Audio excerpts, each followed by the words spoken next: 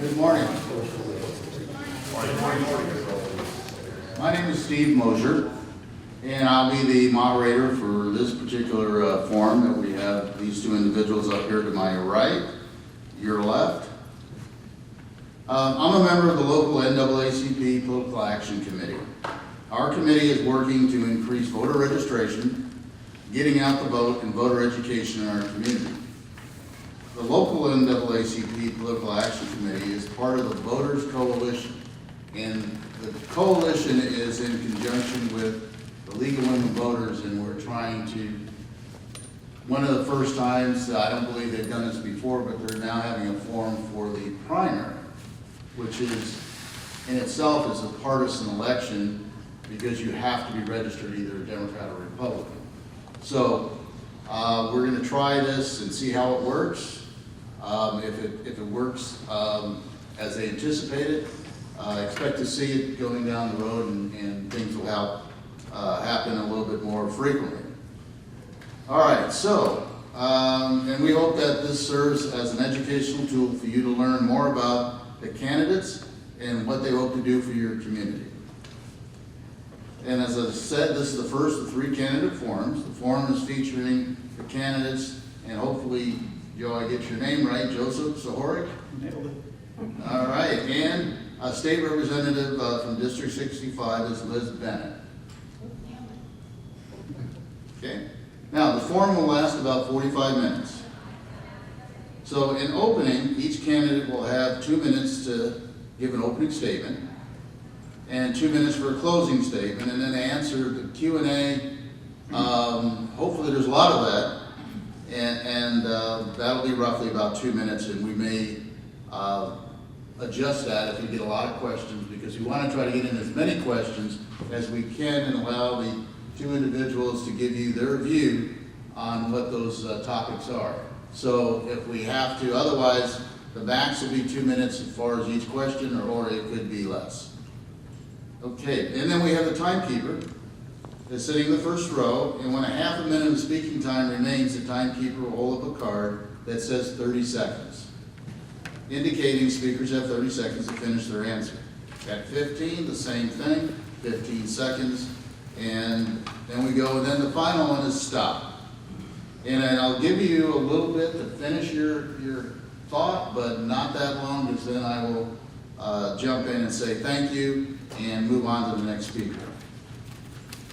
Candidates will confine your statements and responses to relevant issues and refrain from personal attacks. And Pro Video is recording this event, which will be posted on the Lynn County League of Women Voters website in a few days. The League will have the link on their Facebook page as well. At this time, please turn off your cell phones or put them on silent. That would be greatly appreciated. And we request that you treat all candidates fairly. And please remain quiet during the forum if you can, as far as any cheering, clapping, or anything, until after both candidates have given their closing statements. You're encouraged to submit questions for the candidates on the provided pieces of paper that they have. Someone, a volunteer, will come by and pick those up and then bring them up to me. And we'll kind of sort through them to make sure that we're not repeating the same question over and over again, but we're always trying to open up something for new information and give each one an opportunity to respond. Okay, the last thing I need to do before we get rocking and rolling is we have absentee ballot request forms. The instructions are back at the desk. They have to be in by Monday. So if you want to do that, we will, or someone from the back there will even walk them over to the administrative building and drop them off at the auditor's office for you, if that will be convenient for you. But anyway, but they're back there. Please look at it if you want to go absentee.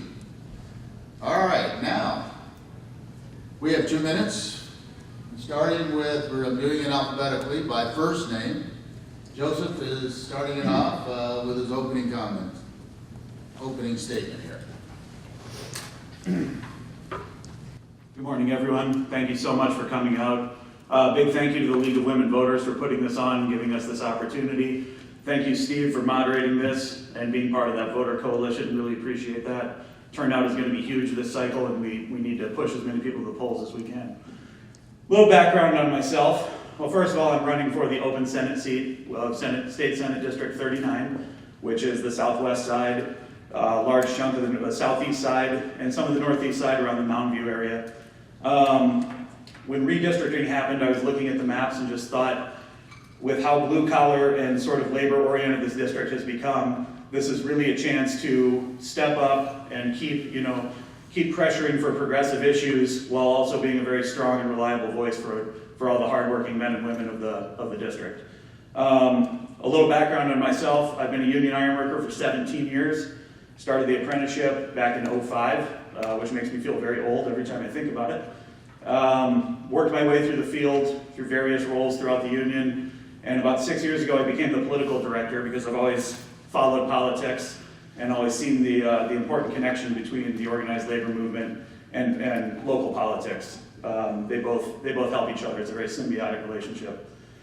About 2 years ago I became the organizer for Ironworkers Local 89, a year and a half ago.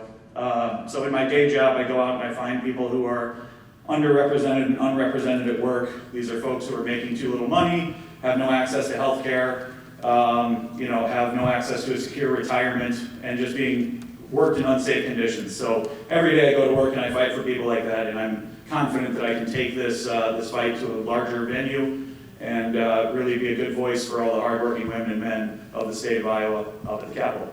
Thank you. Liz?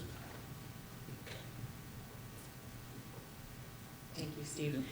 Good morning, everybody. I'm State Representative Liz Bennett.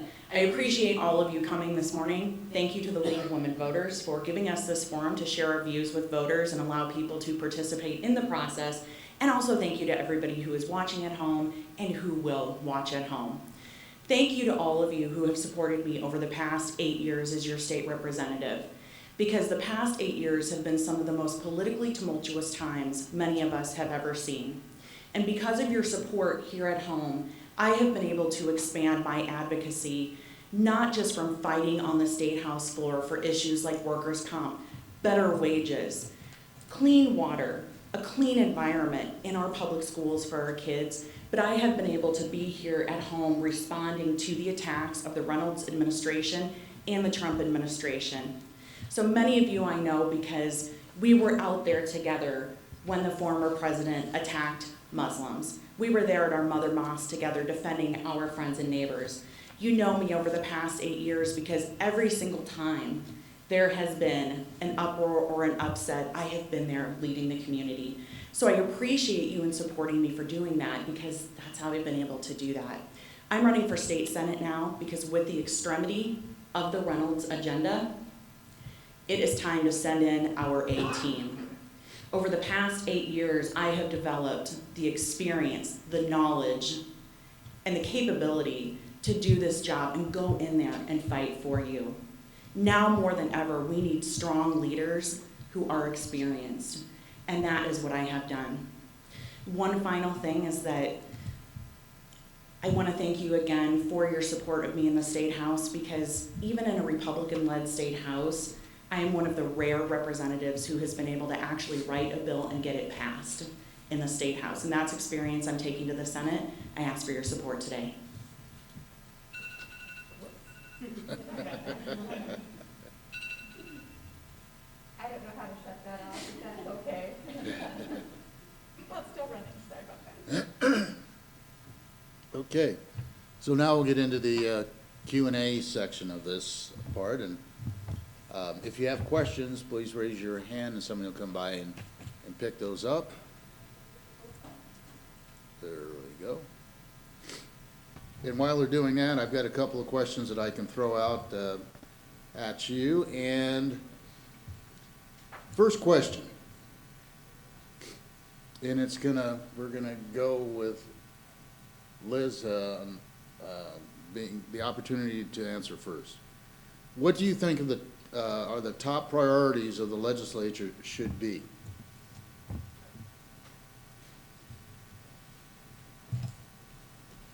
Thank you, Steve.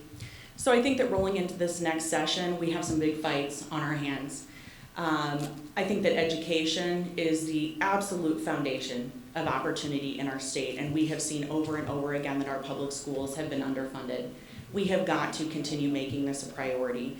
So I will continue to fight for educational funding, paths into job training, and affordable public college and university education. Number two, our waterways in the state of Iowa are a disgrace. And there is no reason for this. We know what to do about it. We can fix our impaired waterways. This is important not just for the health of our state, but for our economic growth. We don't have mountains, we don't have the ocean, but we can have natural resources here in the state of Iowa, and we have got to protect them. And the third thing is economic justice here in the state of Iowa. Even when adjusted for cost of living, wages and salaries in the state of Iowa are lower than all of the other surrounding Midwestern states. Now we can address that by making it easier for people to join a union. We can address that by restoring the changes that were made to collective bargaining. And we can start saying to employers who don't want to pay their fair share in taxes that we are not going to subsidize them. We are not going to subsidize your child care. We are not going to subsidize your workforce housing unless you start paying your people fairly, because the regular taxpayers are tired of paying for that. So it's time for the top 1% to start paying their fair share. We have to give our kids an opportunity by funding our schools, and we have got to clean up our natural resources here in the state of Iowa. Otherwise, nobody is going to want to come here. So thank you.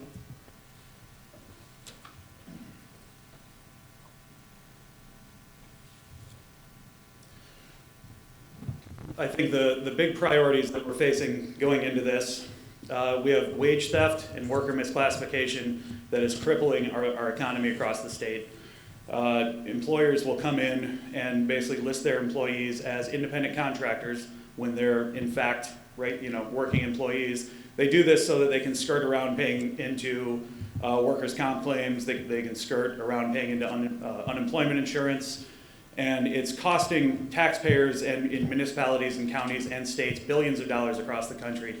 I think that this would be a really good thing to try to target and go after, because we're in an extreme minority in the state house, the state Senate, 32 Republicans to 18 Democrats. Unless there's a drastic shift this November, that's how it's going to be. And I think that this could really be framed in a bipartisan manner and really get some support because of, this affects not only working people like you and me, but this affects the actual business owners as well, and the cities and the counties.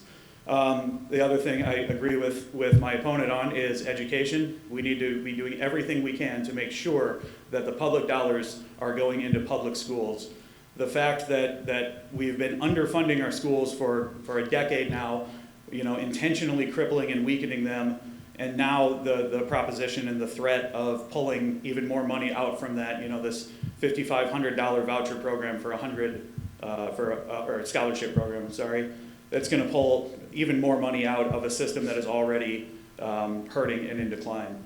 And then third, we need to focus on any sort of environmental issue that we can. And I think a big one that's really hurting us is CAFOs. To qualify for the EPA clean water permit, you have to have 1,000 head of cattle or pig. And if you have 999, you suddenly are skirted around that. I think we need to look at a way to increase investigations into those that come so close. Thank you. All right, next question. And Joe, you'll start off with this. Okay. Could you give us an example of how you have worked in a cooperative way to bring two opposing sides together?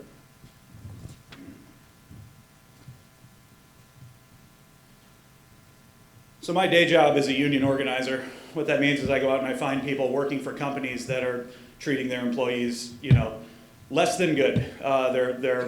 It's shameful, actually. So what we have to do in this role as a union organizer is get the people rallied up, get them fired up, and get them motivated to demand union recognition from their employer. Now, what this usually involves is sitting in a room, with the people that you're trying to get representation for, and the employer, who is obviously doing everything they can to keep unions out. Union busting is strong, but what you have to do is sort of find inroads. You work together.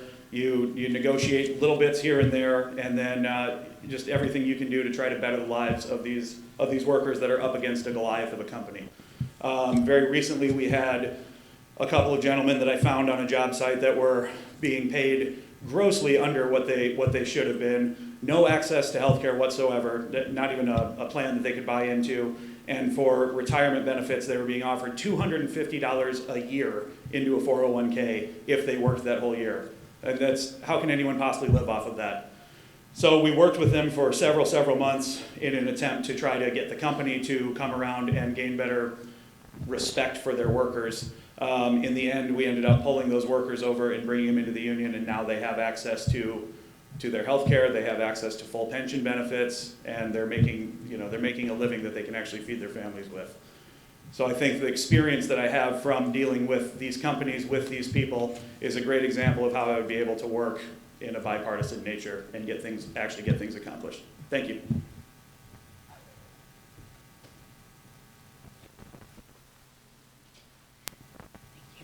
One thing I've learned through my experience working in the State House is that trust and relationships are the key to moving legislation forward. So there have been several opportunities that I've had to do that. And I think that I've been able to do this because I've built relationships based on looking at the humanity in every person and trying to find something that we have in common. The first time I was able to do this was when I was just a fresh baby representative 8 years ago. And I spoke with Representative Clell Bodler, a retired police officer who was very, let's say, hesitant about naloxone. Now, naloxone is something that can be used to stop an overdose that someone is having as a result of an opioid overdose. We had a conversation based on trust and conversations we'd had before, and he at least entertained that conversation in his committee. People are now able to receive naloxone and carry naloxone in the state of Iowa to give their loved ones or their friends a second chance after an overdose. Another time was in 2016 when I worked with a group of local women to craft some bipartisan legislation for reproductive health care. We wrote a bill expanding access to contraceptives, and we actually got several Republicans to sign on. Now, these are folks I don't agree with 99.9% of the time, but that trust and that relationship led Representative Ashley Henson and Dave Maxwell to sign their name on a piece of democratically written legislation. So that's a big one. And then finally, and this is huge, I want you to think about all the things you're seeing on Facebook, everything you're seeing in the news right now. 2 times in a row, 2 sessions in a row, a bill I wrote banning the gay and trans panic defense, which basically says you don't get to kill somebody because they're gay or transgender, passed a Republican-led state house twice. So that is a testament to my ability to build relationships and actually move legislation forward. That's what we need in the Senate. Thank you. Liz, I should have probably said don't sit down yet because your opportunity. The next question I have here for you is, how will you work to expand childcare? Ooh, I love this. Many of you know that our child care expert in the State House is Representative Tracy Ehlert. She's also my desk mate. So there are a lot of different things that need to happen. I'm sure you've read a lot about it in the news, but what it comes down to is that we don't have enough providers. And there are a couple different reasons for that. One of the reasons for that is because it's expensive to get the training, and then the pay is very, very low.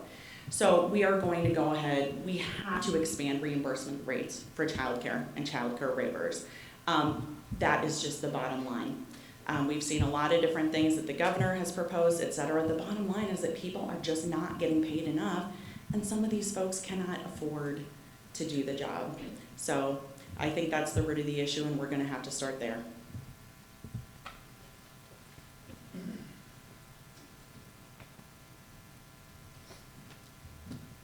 I think, Liz, you just hit the nail on the head that these people are not being paid enough. Once again, this is a wage issue. I know that one of the options that was proposed in the legislature this year was to change the ratios to allow younger people to be in charge of even more toddlers and children. That seems to me that that's going the wrong way. They should be looking at how we can be funding these childcare providers to make sure that we are paying them a living wage to retain and attract new people to come into this field, and keep the quality health that we have in that field. You know, children are the future, right? We have to do everything we can to invest in them, and it seems to me that the idea that we're going to take younger people and put them in a room with even more kids and, you know, pay them the same that they're making before, it's ridiculously unfair. This, again, much like a lot of the problems we see across the state, goes back to wages. It goes back to people being able to make a living for themselves, for people to be able to provide for their families. You know, we need to strengthen our wages, strengthen our workforce for all facets, and that's how we bring more people in for our child care crisis. Thank you. Don't sit down yet, Joe. Oh, that's right. We'll get this eventually. Yeah. Next question. Could you please explain your plan to strengthen local jobs and boost the economic strength of District 39? Yeah, we have some problematic language relating to public projects that go on here, specifically in the construction field. Currently, projects have to take the lowest responsible bidder. However, there's conveniently no definition to the word responsible. I think something that we could do immediately in the legislature is try to find someone on the other side of the aisle to work with in a bipartisan nature to define the word responsible, to include things like track record, include things like third-party drug testing programs, include things like background checks for all the workers that are there. If we can do that, it will drastically diminish the ability of these illegitimate companies that come in from out of state and put in these incredibly low bids from being able to bid and compete here. That would then therefore strengthen not only our local workforce by encouraging folks to, you know, become trades members and stay with the trades here in Iowa, but it would boost our local economy, because instead of having all of these dollars flowing out of the state from these companies that come in, again, with their low-wage workers, come in from out of state and then take all that money home. Sure, there's a slight boom for hotel workers when they're here. We have a $270 million soybean processing plant going on up in the north central part of the state, and if you drive through the parking lot, it's nothing but Tennessee and Texas license plates, because that's where the workers are coming from. That's where all the money is going. It's not staying here. That could be employing a plethora of Iowans and giving them good jobs that they could be supporting their families with. So I think we need to address the word responsible in that piece of code that says that the lowest responsible bid has to be taken. Thank you.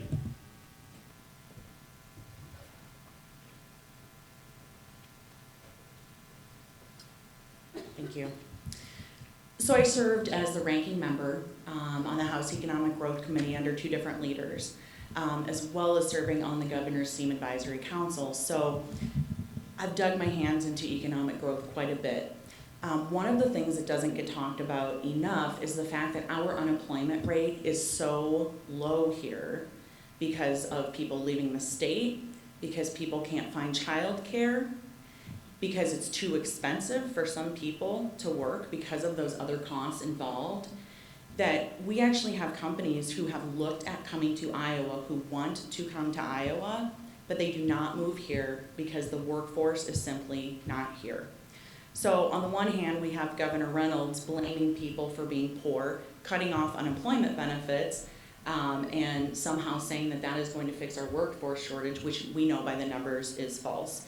So again, I have to go back to, we have to bring people to the table. We have to give them incentives to raise their wages. We have to raise wages of childcare workers to get people back into the workforce. And then we also need to address the childcare and benefits cliff. There are a lot of usually women who want to be in the workforce but are not able to be in the workforce right now because they just can't afford it.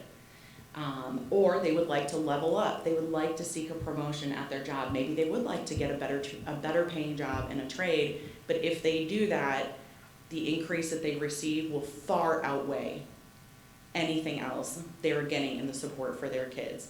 So we have to address this at a holistic level. We have to look at the causes, and we're gonna have to adjust wages and childcare and that child care and benefits cliff to do that.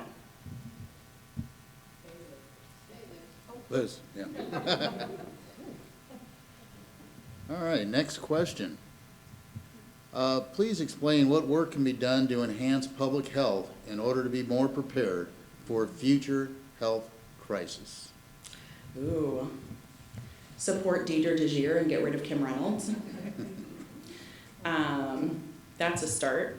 Having a governor and having leadership from the top that actually makes policy decisions based on the best interest of the common good instead of catering to a radical base, not making decisions out of science or facts. But that aside, we need to have a conversation about Medicaid. Throughout the time that I've been a representative, one of the most common reasons that people contact me is because they are having trouble getting health care via Medicaid. Governor Branstad could have expanded Medicaid. If I were the governor, I would expand Medicaid, but we're not there. One of the specific things we can do, though, is increasing our reimbursement rates so that more providers can accept more Medicaid patients, so that providers are getting reimbursed in a more timely manner. But I think that the thing that we can actually do, a measurable thing that we can do, is increase our reimbursement rates. So that, in addition to getting rid of the governor, and gosh, I just wish at the national level we could have universal single payer health care, because that would remove a lot of the barriers to care for a lot of people. It's the United States of America. You should be able to go to the doctor here. Thank you.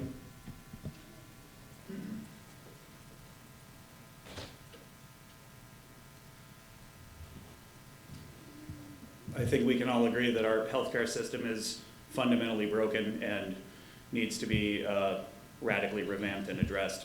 Healthcare is a human right. It should be accessible to everyone. Whether that's through an employer or not, it shouldn't be tied to the work you do. You should be able to have access. Also, I think with mental health specifically, we need to focus on the stigma that comes along with it. I think a lot of folks are unwilling to seek out that help. But anyway, in terms of an actual public health question, we need better information getting out there. We're suffering from a huge amount of misinformation. People buy into this, and they don't make their decisions based on science. I do agree that we need higher reimbursement rates. We need to make sure that we're doing everything we can to keep as many of our rural hospitals accessible and open. I know that that's a big issue that is crippling the rural communities. I feel like the healthcare situation is just so dire and so big. It's difficult to even begin to talk about in this short amount of time. But definitely, a first few steps is making sure that we're properly funding, mental health facilities, that we're properly funding rural hospitals, and that we are properly funding our reimbursement rates for Medicaid. Thank you. Joe. Oh yeah, yep. The last question, I swear I'll remember. All right. There are many occasions in which the state legislature will issue unfunded mandates. And so how do we adequately fund the new mental health state structure, which has not been adequately funded? We tax the wealthy more is the simple answer. That's a very complicated question that I would definitely like to look more into and learn more about. I'm new to this, and this is something that I'm going to have to do a lot of research on, and I'm going to have to reach out to those that are most affected by it and listen to the experts while making these kind of decisions. But I know that with any sort of mandate that is unfunded, we have several organizations not paying taxes that can be used for funding. We need to increase our corporate tax rate. This is definitely one that I would like to look more into and learn more about, and I look forward to hearing Liz's answer. Thank you.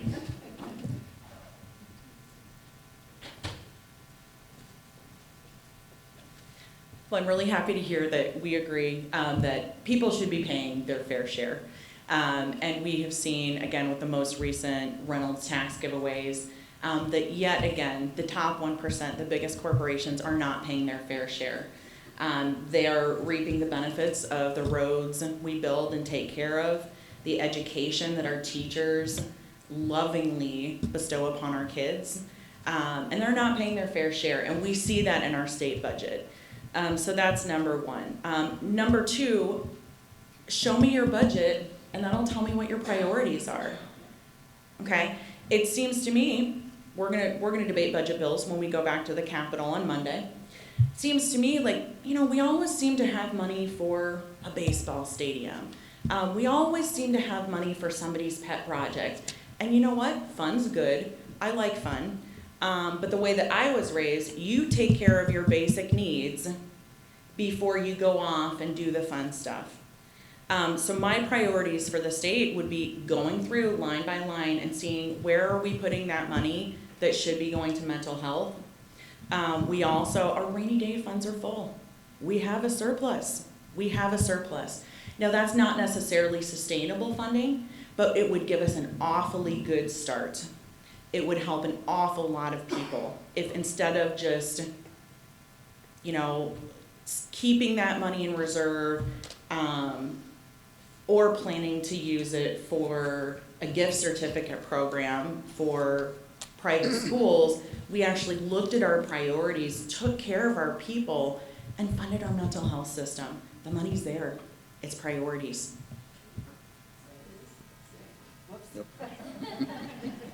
I can't just do what you guys tell me to do. Ask my mom. All right. Next question, and it's how to carefully word this one. Ooh. It's, how do you feel about our school systems and are they serving our community? And is there a plan in your mind about private funding versus public funding for education? Ooh. When you read that question, I got fired up. Are our public school systems serving our communities? Absolutely. Are our teachers in there spending money out of their own pockets, working overtime and not getting paid for it, having to take second jobs in the summer so that they can serve our communities? Yes, they are. Yes, they are. Over the time I've been elected, one of my favorite things to do is speak with students. And when you speak with students, you hear from teachers too. And one of the things that struck me the most is a couple of years ago, I met with folks over at Johnson STEAM Academy. And they told me about how because of the low budget in the school, they actually had to vote as a group to let go one of their teachers so that they could preserve their coordinator, their magnet coordinator, their person who works with Rockwell, who works with trades, who works with all the people to provide experiential-based learning for these kids. Teachers and administrators are out there making really, really hard decisions to do exactly that, to serve our communities, okay? What is happening is that there is a radical plan to privatize education. And the blueprint for that plan is underfund the schools and then complain about the schools. Say they're not working. Well, you know what? Our schools don't have the resources that they need, and it's not our teachers, it's not the system, it's the fact that they are being chronically underfunded. I will never support the gift certificate plan that the governor has in mind to give public dollars to private schools. It is wrong. It's the wrong direction for our state, it's the wrong direction for our kids, and it's the wrong direction for our country.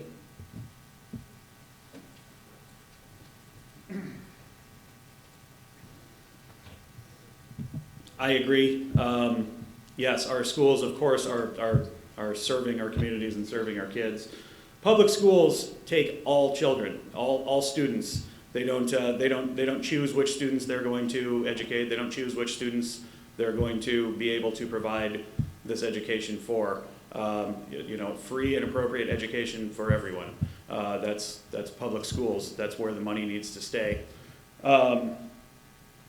I feel that with this system that Liz spoke of, that I spoke of earlier, yeah, we've been underfunding intentionally, cutting the SSA needs in half basically, and that's the budget that has been provided.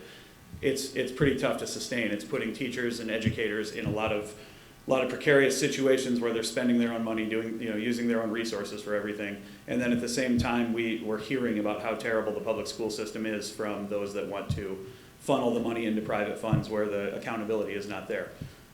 It's just another sort of from the top embezzlement scheme from the Kim Reynolds administration.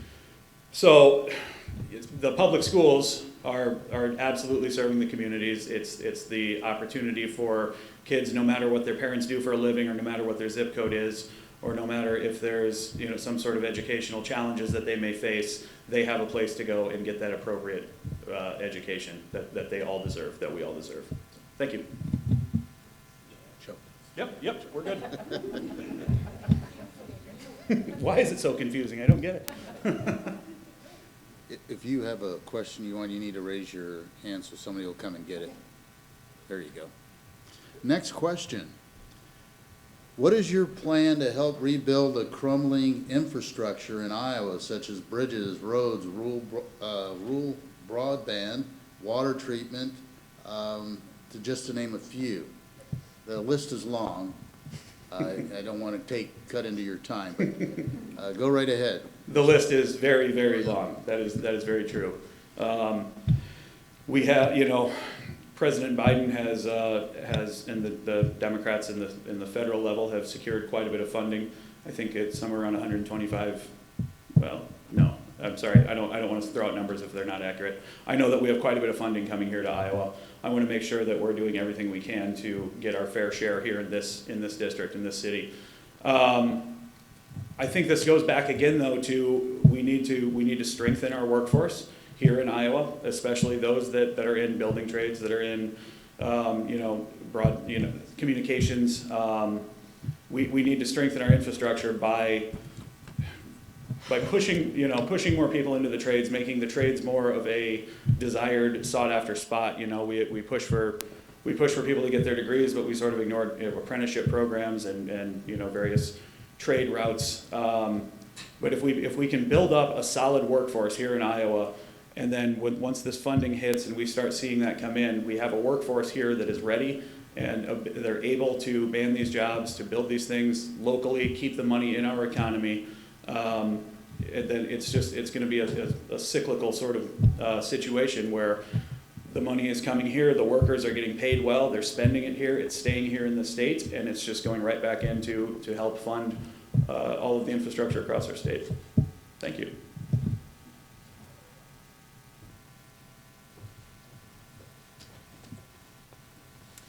Yes, and I think, again, this is going to come down to our budget and our priorities. So in the House, I serve on the Transportation, Infrastructure, and Capitals Committee. I also serve on the IT Infrastructure Committee. So we work with a lot of those things. Cybersecurity, which is a critical piece of infrastructure, as you realize how even in our trades and even construction, more and more things are electronic.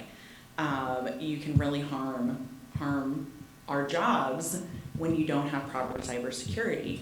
But again, I think the key is going to be when we get that money from the federal government, going through our budgets and looking at how is this actually spent. Are we willing to make the proper investments in broadband? Are we going to use that money towards cybersecurity? Are we going to use that money towards building bridges and getting people into trade programs? Or are we going to use it for things that maybe are not going to pay for themselves? Maybe our pet projects, pork projects that different legislators have. How are we going to use that money? And it's going to be our priorities, going through those budgets line by line and making sure that that money is spent appropriately.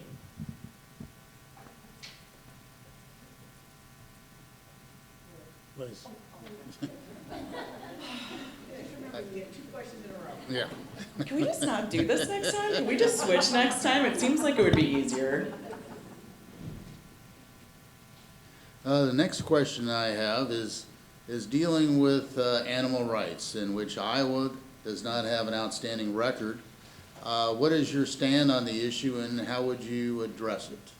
Yes, a few different things. So I have addressed this. Number one, I am on record standing up against groups like the Farm Bureau and the business lobby with their unconstitutional ag-gag bills. Numerous times, the ag lobby has tried to run bills through the Iowa House that would take away consumer protections. One of them actually said that if you stand across from an animal operation and take a picture of the conditions over there, that you could be charged with a felony. I have spoken out numerous times against these bills, even when other people who I love in my party have not. These bills have been found unconstitutional every time. I have also addressed the issue of puppy mills. It's disgraceful in this state. Again, the Farm Bureau and the ag lobby is behind disallowing any kinds of reasonable changes to the laws that we have right now. So I'm already on record supporting changes to these laws. I've signed on to amendments, bills, etc. And I've also used my platform as an elected official to try to educate the public about what they can do.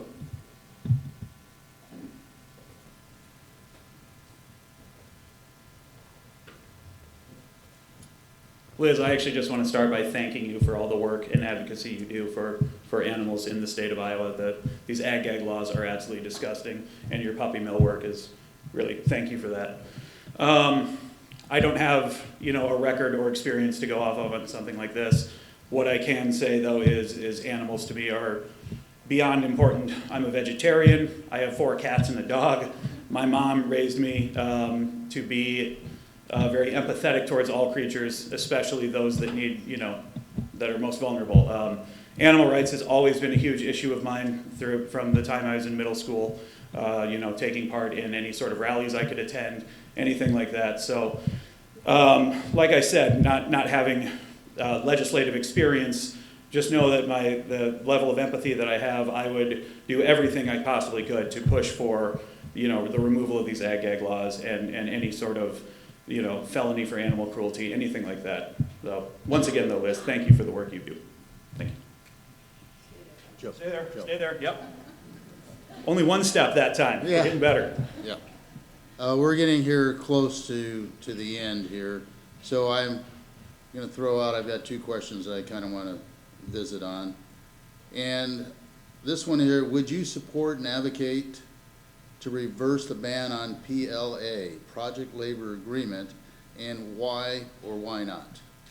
Yes, I would wholeheartedly push and support and advocate for the removal of the ban of project labor agreements on public projects. The numbers are out there. They show that project labor agreements are beneficial for both worker and contractor and end user of these projects. It's everything from safety. There's safety conditions in there. It's timelines of the project. It's budget. It's liquidated damages if these budgets run over. Whenever there's a PLA, safety accidents and safety incidents go down. The liquidated damages are minimal because the timelines are met. They're oftentimes met under budget and under the timeline that they were projected for. I think that the banning and removal of project labor agreements it's just another tactic, another way to chip away at collective bargaining rights of workers. And therefore, when you come after the unions and you come after the collective bargaining rights, it's much easier to come after the unrepresented workers as well. So the PLAs not only help, they not only help the organized labor movement, they help all workers of all walks of life, and they're critical. And the fact that we have banned them, it only hurts us as a state. And I don't just mean us workers. It hurts us in revenue streams, and it hurts the end users and the actual contractors themselves. So thank you.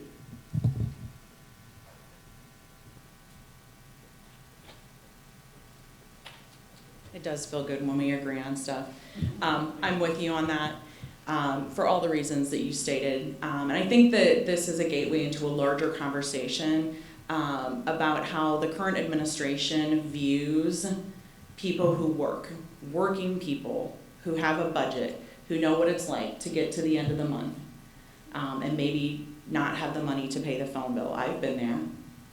And there just seems to be an overall contempt towards regular working people in the state of Iowa. We saw it with the changes with workers' comp, where you can work your entire life doing hard work, probably at Tyson's, and hurt your shoulder, which should be a full body injury, but here you are, 45 or 50 years old, and you've been working your whole life and you're screwed. That was the Reynolds administration saying screw you to working people. Collective bargaining. I was there to fight. And the things that I heard people say were ridiculous. I personally had to put an amendment on that bill so that somebody who's a police officer can actually bargain over protective equipment like a bulletproof vest. Can you imagine saying to a public safety official, we're not gonna let you bargain over a bulletproof vest, meh. It is just absolute contempt. So overall, we need a change in this state. We need to respect people. We need to pay people fair wages. We need to support PLAs, which I do, and we need to restore collective bargaining to our workers. Liz, Oh my God. you won't have to do this again at the. It's time for closing. Yeah. Okay. So, and as I had stated earlier before we started, that you were going to lead in the closing statement. Okay, all right. Well, everybody, just thank you again for joining us today. Everybody who's here, everybody who's joining us from home. Our democracy is precious, and it's something that, as we saw on January 6th, we cannot take for granted. So it's going to take all of us being involved to move our country forward. I thank all of you who have supported me over the past 8 years to be the leader that we have needed during turbulent times in our nation. You've seen me time after time showing up in the community, building bridges, building coalitions, and inviting people into the Democratic Party, people who often didn't feel like they belonged. That's what it's going to take to turn our state around. You've seen me stand up on the floor of the State House. You've seen me write bills for people who often are not heard. You've seen me stand up under pressure from groups like the Farm Bureau, the Business Lobby, etc., and I have not cracked. So in this time, in our state, it is time for us to spend our most experienced, our most proven leaders to the state Senate, because it is the last stop before a bill hits the governor's desk. We have an anti-abortion constitutional amendment coming back at us in 2023, 2024. I have been there for 8 years, listening to people's stories you cannot even imagine. Being targeted by right-wing media, having graphic pictures sent to my house, and I have stood up time after time. I will be there in the state Senate, fighting not just for that issue, but every issue that impacts regular people who are trying to get by in the state of Iowa. So I thank you for your support in the past, and I ask for your support as I move on to fight for you in the state Senate.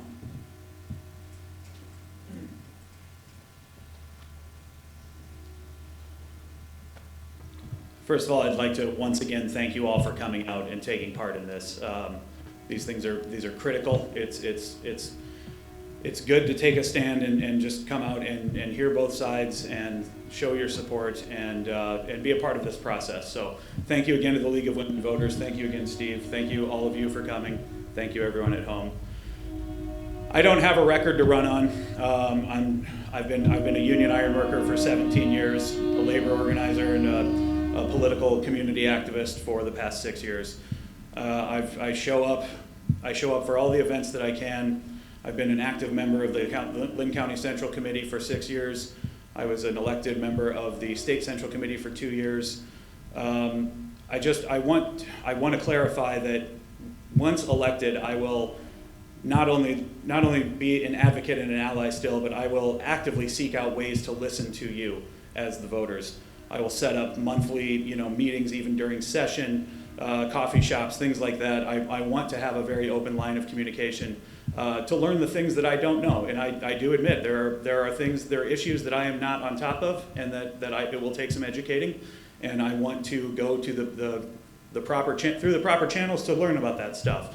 But what I do know is that I will work hard for workers in this state. I will do everything in my power to shut down the wage theft and 1099 issues that we see, the misclassification issues. We need to rebuild our middle class. Unions built the middle class originally in this country. It's been stripped away as union density, as union approval rating goes down, the middle class has completely diminished. Union approval rating is now at 65%, which is the highest it's been since the 60s. We have a chance now to turn the tide and rebuild that middle class. That's why I'm asking for your vote on June 7th. Thank you again. All right, thank you. I'd like to take the time to thank Joe and Liz for participating in our democratic process. I'd also like to thank the Cedar Rapids Public Library for providing this facility. And to the voters, you yourselves are coming out today is a sign of your commitment to the process and your willingness to listen to the candidates and give you their opinions about what they think they can get done, what they hope to get done, and what they plan to get done. So it's important for you, your next step is to remember to vote. Early voting has started, it was last Wednesday, the 18th, but you can still, at the administrative building, Gene Oxley Public Service Center, excuse me, voting is there Monday through Friday and Saturday and Sunday. And it'll be also open on Memorial Day. You need to get there as well as on June 7th, which the actual primary date is. And those polls will be open from 7 a.m. to 8 p.m. So thank you for coming, really appreciate it.